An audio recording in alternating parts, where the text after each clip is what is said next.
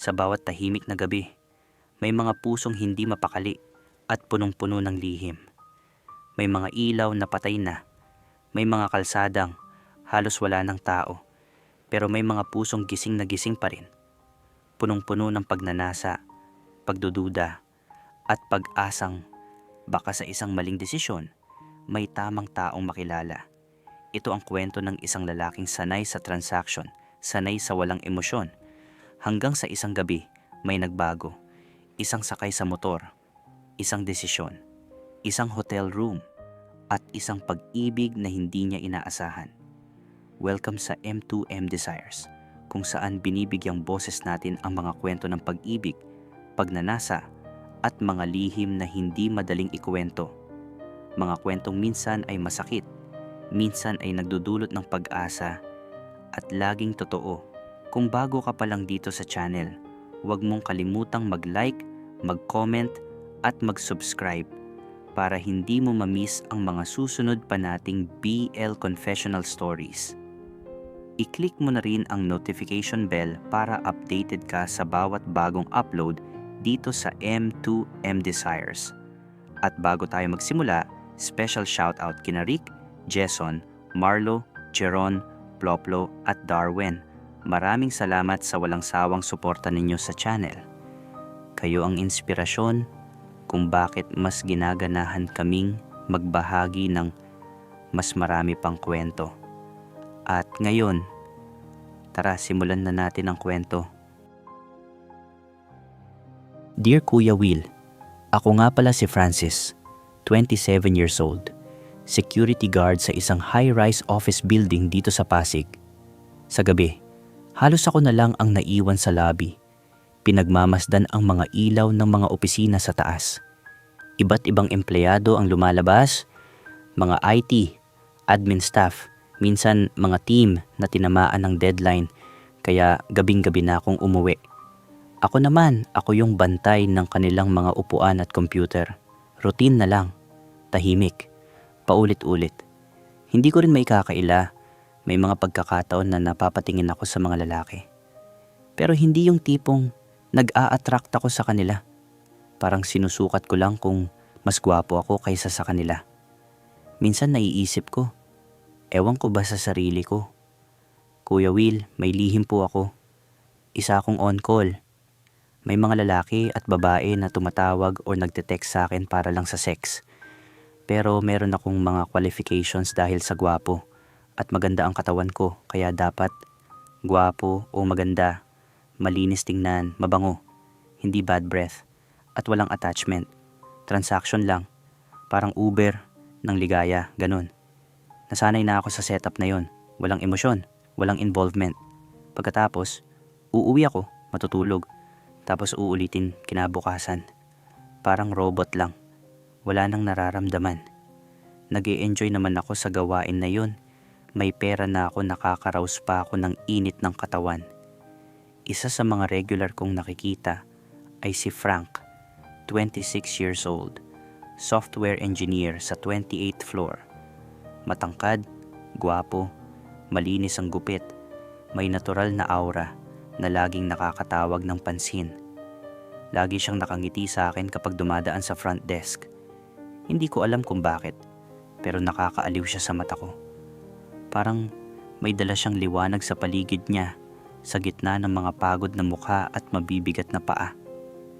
Minsan naisip ko, bakit ganun? Bakit parang siya lang yung nakikita ko sa daan-daang empleyado na dumadaan sa harap ko araw-araw? Isang gabi, pa-end na ang shift ko nang makita ko siyang nagmamadaling bumaba. Paglabas ko ng building, nakita ko siya sa tapat ng kalsada, nag-aantay ng Grab. Binati ko siya, at dahil pagod na rin naman ako at may impulsive side din, sinabi ko, "San ba yung apartment mo? Baka madaanan ko. Hatid na lang kita.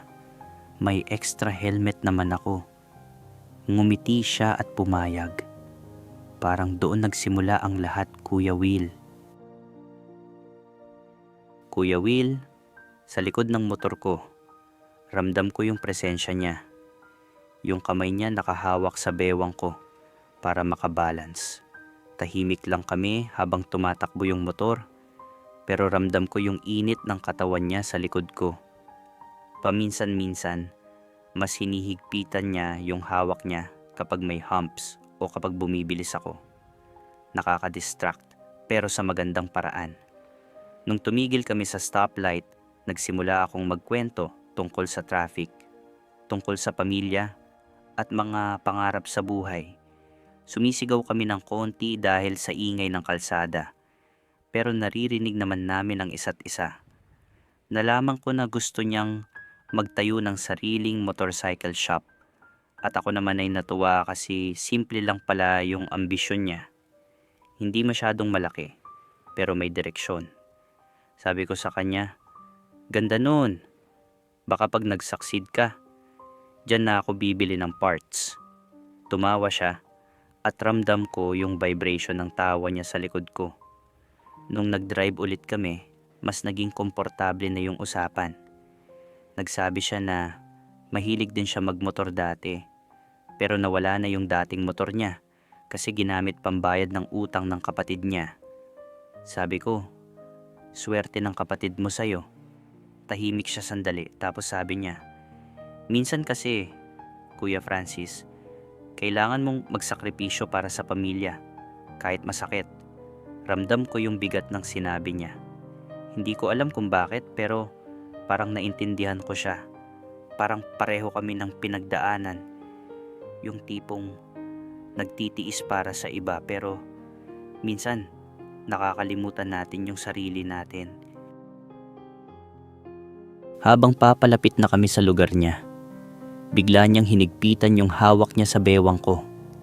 Hindi dahil sa humps, kundi parang may ibang dahilan. Parang ayaw niyang bumitaw. Tumigil ako sa gilid, tinupi yung helmet ko, at tumingin sa kanya. Hinubad niya rin yung helmet niya, at nakita kong namumula yung mukha niya. Hindi ko alam kung dahil ba sa init o dahil sa iba. "Francis," sabi niya. First time niya akong tawagin sa pangalan ko nang walang sir o kuya. "Busy ka ba? May naghihintay ba sa'yo sa bahay?" Tanong niya, seryoso yung tingin. Umiling ako. "Wala. Mag-isa lang ako sa apartment. Ikaw?" "Ako rin," sabi niya. "Wala rin. Matagal na." Tahimik kami saglit. Yung ingay ng mga sasakyan sa paligid parang unti-unting lumayo. Nag-zoom in lang kami sa isa't isa. Hindi ko maintindihan ang sarili ko noon, Kuya Will. Pero naramdaman ko yung init at yung tension sa pagitan namin. Parang may kuryenteng dumadaloy. Hindi lang basta attraction, kundi curiosity at pagnanais na maranasan ng bago. Parang may parte sa akin na nagsasabi, "This is it. This is the moment." Pero hindi ko pa rin sure kung ano yung moment na yon. "Frank," sabi ko, "may tanong ako sa'yo." "Ano yun?" Sagot niya, medyo kinakabahan. "Kung may lugar kang pwedeng puntahan kahit saan ka pupunta." Tumingin siya sa akin, nagulat sa tanong. "Ngayon?" "Oo, ngayon." Nag-isip siya ng ilang segundo. Kung saan ako komportable. Kung saan walang humusga. Kung saan pwede akong maging ako lang. Tumango ako, gets ko siya. Alam ko yung feeling na yun. Yung pagod ka na sa pagpretend. Pagod ka ng magtago. Kuya Will, sa puntong iyon, nagdesisyon ako. Huminga ako ng malalim. Parang nag-pause yung mundo sandali. Alam kong risky. Hindi pa niya alam ang side ko sa on-call. Baka magbago ang tingin niya kung malalaman niya. Pero gusto ko siyang makilala ng totoo. Hindi parang transaction lang. "Frank," sabi ko, "alam mo ba kung saan ako gusto pumunta?" Napaisip siya, tiningnan ako ng matagal. "Saan?" Huminga ulit ako.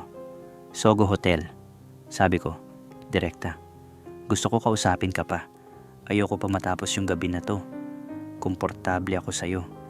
Pero alam ko naman kung ano ang ginagawa doon ng mga tao. Hindi ako nagsisinungaling sa'yo. Kung ayaw mo, okay lang. Ihahatid pa rin kita." Namutla siya sandali. Nakita kong nag-isip siya ng mabuti. Hindi siya agad sumagot. Ramdam ko yung pagdadalawang isip niya. Yung takot, yung excitement, yung confusion. Lahat nandoon sa mukha niya. "Seryoso ka ba?" Tanong niya. Medyo natatawa pero kinakabahan pa rin. "Oo," sabi ko. "Seryoso ako. Pero ikaw, gusto mo ba?" Walang pressure. "Kung ayaw mo, hatid lang kita tapos uwi na ako." Huminga siya ng malalim. Tumingin sa kalangitan. Tumingin sa akin ulit. Parang nag-iisip kung ano ba talaga yung gusto niya. "Baka naman," sabi niya. Medyo may ngiti na. "Gusto mo lang ng libreng kausap habang nagiinom?" Natawa ako. "Pwede rin yun. Pero mas masarap yung may privacy, di ba? Walang makakarinig sa usapan natin. Walang makakakita." Tumango siya ng dahan-dahan. "Tama ka. Tsaka," dagdag niya, medyo nag-blush, "pagod na rin ako sa apartment ko. Puro trabaho lang naman nakikita ko doon." "So?" tanong ko, hinihintay yung final answer niya. Huminga siya ulit. Pause. Parang ilang segundo na tahimik lang kami. Pero hindi awkward yung silence. Parang pareho kaming nag-iisip, nag-aantay kung sino yung unang magsasalita. Tapos tumango siya. "Sige," sabi niya. "Halika na. Sabay tayo. Pero kung boring ka, uuwi na ako agad." Natawa ako. Deal. Pero guaranteed hindi ako boring. "Sige nga," sabi niya, umakyat ulit sa motor. Ipakita mo. Sumakay kami ulit sa motor. Pero this time, iba na yung tension. Mas hinigpitan niya yung hawak niya sa bewang ko. Parang sinasabi niyang, "Nandito ako. Kasama mo ako. Let's see kung saan tayo dadalhin nito." At habang tumatakbo yung motor papunta sa Sogo, ramdam ko yung tibok ng puso ko. Hindi ako sigurado kung saan kami papunta, pero alam kong tama yung desisyon ko. Kasi kahit anong mangyari, kasama ko siya. At yun lang yung importante. Kuya Will, pagdating namin sa Sogo, medyo kinabahan ako. Pero nang makita kong tahimik lang siya at walang reklamo, medyo naging kampante ako. Pumasok kami at nag-check-in. Simpleng proseso lang, walang masyadong tanong. Yung receptionist, halatang sanay na walang judging, walang kakaibang tingin. Professional lang. Pagpasok namin sa kwarto, iba talaga ang pakiramdam. Malamig ang aircon, amoy malinis at disinfectant. Parang high-end hotel, pero may kakaibang atmosphere na hindi ko maipaliwanag. May malaking bed, may upuan na kakaiba ang hugis. Parang dinisenyo para sa kung anong kalokohan. May flat screen TV, may mini ref. Tahimik pero may tension sa hangin. Hinubad ko ang polo ko na pang security at naiwan na lang ang shirt ko. Napansin kong nakatingin siya sa dibdib at mga braso ko. May halo ng paghanga at pagnanasa sa mata niya, pero hindi siya agresibo. Hindi siya nagmamadali. Parang hinihintay niya kung ano ang susunod kong gagawin. "Gutom ka ba?" tanong ko. Tumango siya. "Oo, parang gusto kitang kainin." Biro niya. Sa tono ng boses niya, hindi lang basta biro yon. Parang may laman. Napangiti ako. Ramdam kong umiinit ang pisngi ko. "Pwede naman," sagot ko sabay tawa. "Pero mas okay siguro kung pagkain muna. May drive-thru dito malapit." "Sige," sabi niya. "Sama ako." Bumaba kami. Bumili ng fried chicken meal at 2 bote ng Red Horse. Pagbalik sa kwarto, umupo kami sa gilid ng kama. Kumain, uminom. Tahimik lang, pero komportable ang katahimikan. Hindi yung awkward na walang masabi, kundi yung tahimik na may unspoken na connection. Kuya Will, habang kumakain kami, nagsimula kaming mag-usap ulit. Pero this time, deeper na. Hindi na tungkol sa trabaho o sa simpleng pangarap. Nagsimula kaming magtanong tungkol sa nakaraan. Paano kami nagkahiwalay sa mga dating jowa? Kung ano ba talaga ang nangyari? Ako, Sinabi ko sa kanya na may naging girlfriend ako dati, pero parang walang spark. Malamig lang, nawala na lang. Parang, sabi ko, nag-try ako kasi yun yung normal. Yun yung expected. Pero deep inside, alam ko na may kulang. Tumingin siya sa akin, parang naintindihan niya kung ano yung ibig kong sabihin. Siya naman, sinabi niyang may naging jowa din siya pero iniwan siya kasi may nahanap daw na mas gwapo. Nakita kong may lungkot sa mata niya nung sinabi niya yun. Sabi niya sa akin, kwento ni Frank, hindi daw ako enough. Kulang daw ako. Parang sinabi niya na walang kwenta yung effort ko. Gago yun, sabi ko. Hindi ka kulang. Siya yung problema, hindi ikaw. Ngumiti siya ng konti. Thanks, Francis. Kailangan ko marinig yan. Habang nag-uusap kami, unti-unti naming na-establish yung boundaries at yung curiosity. Tumigil ang mundo sa labas ng kwarto na yon. Para kaming dalawang estranghero na nagkita sa tamang pagkakataon at tamang lugar. Lumalim yung tension at nagkaroon ng connection na hindi transactional. Alam kong may curiosity siya at para sa akin, naramdaman ko na may bago akong nararanasan. Higit pa sa simpleng on-call na relasyon na sanay na ako, Kuya Will. Kuya Will, nung inilapit ko ang mukha ko sa kanya, halos magdikit na ang ilong namin bago pa sumayad ang labi ko sa kanya. Ramdam ko ang init ng hininga niya sa balat ko. Isang segundo kaming nagtitigan, parang may tahimik na kasunduan. Paghalik ko sa kanya, mabagal sa umpisa. Dampi lang, parang sinusubukan kung hanggang saan ang kaya. Pero nang gumanti siya, hindi na iyon basta sagot. May diin. Mas madiin ang labi niya, mas matagal ang pagdikit. Napahawak siya sa likod ng leeg ko. Hinila ako palapit hanggang magdikit ang katawan namin. Ramdam ko ang tigas ng dibdib niya. Ramdam ko ang init ng palad niya na dahan-dahang bumaba sa braso ko, saka sa bewang. Hindi siya nagmamadali, bawat haplos may bigat. Parang sinisigurado niyang nararamdaman ko siya. Napaungol ako ng bahagya nang gumalaw ang mga labi niya pababa.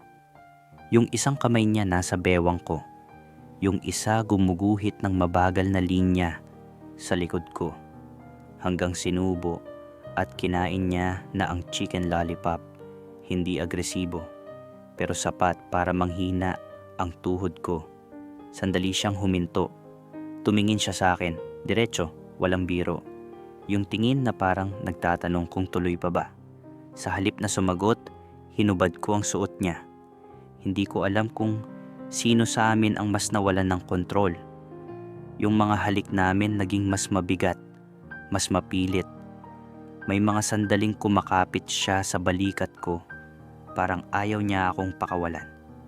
Yung pagitan ng mga katawan namin halos wala na. Ramdam ko ang init niya sa bawat galaw. Kuya Will, hindi ito yung klase ng init na sanay ako. Hindi ito yung mabilis, tapos agad. Mabagal ito. Sinadya. Parang bawat segundo gustong patagalin. May mga sandaling napapapikit siya, mahina ang ungol habang hinahaplos ko ang likod niya. Dahan-dahan, paulit-ulit, parang ayaw kong matapos ang sandali. Ramdam ko ang init sa pagitan namin. Ang paggalaw ng mga katawan na hindi na kailangang pag-isipan. Kusa na lang sumusunod sa nararamdaman. Sa bawat paglapit at pagdikit, mas lalo kaming nawawala sa sarili. May mga sandaling ako naman ang napapahigpit ang kapit sa kanya. Parang doon ko lang nararamdaman na totoo ang lahat. Hindi kami nagmamadali. Hindi rin kami tumitigil. Tahimik ang kwarto, pero punong-puno ng mabibigat na paghinga at pigil na daing na kusa na lang kumakawala. Parang bawat tunog ay kumpirmasyon na pareho naming gusto ang nangyayari. Na pareho kaming handang magpakawala sa init na matagal nang kinikimkim. At sa gitna ng lahat ng iyon, may kakaibang takot. Kasi hindi lang katawan ang tumutugon. pati puso ko. Kuya Will, matapos ang sandaling iyon, huminto kami para magpahinga. Doon ko napansin ang luha sa mata niya. Hindi siya humahagulgol, pero halatang may pinipigil. Hinawakan ko siya. Inakbayan ko. Naniniwala ako. Sabi ko, sa ano? Mahina niyang tanong. Sa'yo. Sa atin. Sa kung ano man to. Saglit siyang tumingin sa akin. Parang sinusukat kung totoo ba ang sinasabi ko. Tapos tuluyan nang pumatak ang luha niya. Hindi iyon iyak ng lungkot. Iyon yung iyak ng taong matagal nang nag-iisa. Natatakot ako, Francis, sabi niya. Baka paggising ko bukas, wala na to. Baka panaginip lang. Hinding-hindi, sagot ko. Hindi ito panaginip at hindi kita iiwan. Habang sinasabi ko yon, parang ako rin ang kinakausap ko. Kasi sa unang pagkakataon, pinipili kong hindi tumakbo. Pinipili kong hindi gawing transaksyon ang nararamdaman ko. Simula noon, unti-unting nagbago ang buhay ko. Hindi biglaan, hindi dramatic, pero sigurado. Tinanggal ko ang profile ko sa app. Isa-isa kong binura ang mga contact na dati kong tinatakbuhan kapag kailangan ko ng pera o aliw. Hindi na ako bumalik sa dating setup. Sa halip, naghanap ako ng mas tahimik na sideline. Tumutulong ako ngayon sa maliit na motorcycle repair shop malapit sa apartment ko kapag day off ko. Mas simple, mas marangal, mas payapa ang isip ko. Si Frank? Hindi agad siya lumipat sa akin. Pero mas madalas na siyang natutulog sa apartment ko kaysa sa sarili niyang unit. Hanggang sa isang araw, dala na niya ang kalahati ng gamit niya. Wala kaming announcement. Pero naging kami. At sa wakas, hindi na ako yung lalaking sanay lang sa panandalian. May taong pinili at may taong pumili sa akin. Ngayon, Kuya Will, sa lahat ng nanonood, gusto kong sabihin na may mga pagkakataon na yung isang lugar na puno ng hiwaga at tsismis ay nagiging simula ng tunay na relasyon, yung sogo. Para sa iba, secret o forbidden. Pero para sa amin, naging simbolo ng bagong simula. Ang totoo po, Kuya Will, simula pa lang nung makilala ko si Frank, may nagbago na sa akin. Hindi ko man agad nasabi sa kanya ang lahat tungkol sa Pasko, pero unti-unti ko nang tinigilan ang pag-o-on call. Hindi dahil napilitan ako, hindi dahil takot ako, kundi dahil ayoko nang bumalik sa buhay na puro transaction lang. Sa bawat ngiti niya, sa bawat seryosong usapan namin sa motor, naramdaman ko na gusto ko na ng totoo. Gusto ko na ng isang tao, hindi maraming pangalan sa contact list. Pagkatapos ng unang gabi na iyon, tinanggal ko na ang profile ko sa app. Pinutol ko ang koneksyon sa mga dati kong clients. Pinili ko siya. Pinili ko yung posibilidad ng kami. Mula noon, ako at si Frank, sabay sa buhay, sabay sa mga pangarap, sabay sa pagtuklas ng pagmamahal sa tunay na paraan. Hindi kami perfect. May mga taong hindi pa rin nakakaintindi. May mga pamilyang hindi pa rin tanggap. Pero kami, mas matapang na kami ngayon. Kasi may tiwala kami sa isa't isa. Sa bawat pagdaan namin sa Sogo, naaalala namin yung unang gabi, yung takot, yung excitement, at yung pangakong ginawa namin sa isa't isa. Isang pangako na hindi lang para sa kasalukuyan, kundi para sa hinaharap. Yung pangako na alagaan ang isa't isa, na maging totoo, na huwag magsinungaling, at na mahalin ng tunay. Salamat sa pakikinig, Kuya Will, at sana sa mga nanonood, huwag ninyong hahatulan yung mga taong katulad namin.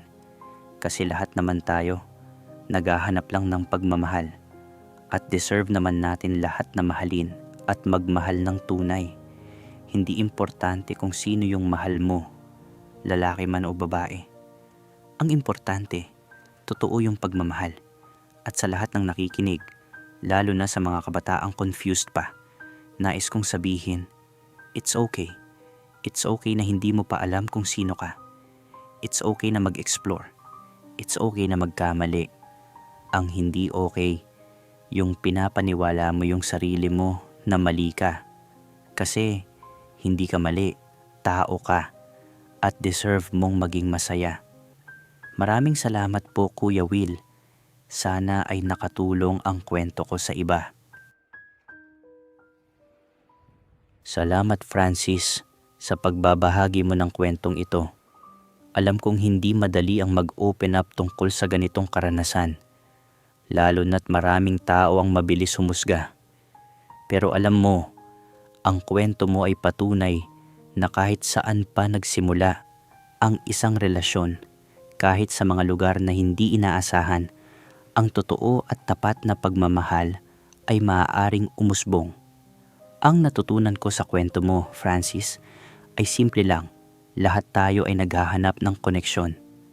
Lahat tayo ay may mga pagkakataon sa buhay na gumagawa tayo ng mga desisyon na maaaring hindi perpekto, pero ang importante, natututo tayo. Ang importante, handa tayong magbago para sa taong mahal natin. Sa mga listeners natin ngayong gabi, tanong ko lang, ano ang masasabi ninyo sa kwento ni Francis? May karanasan din ba kayong katulad nito? O may payo ba kayong maibabahagi? Huwag kayong mahiyang mag-comment sa baba. Lahat ng opinyon ay valid, basta maayos at may respeto. At tandaan, ang pagmamahal ay walang lugar na nagsisimula. Ang pagmamahal ay nagsisimula sa desisyon, sa pagpili na maging totoo, maging tapat, at maging bukas sa posibilidad ng pag-ibig.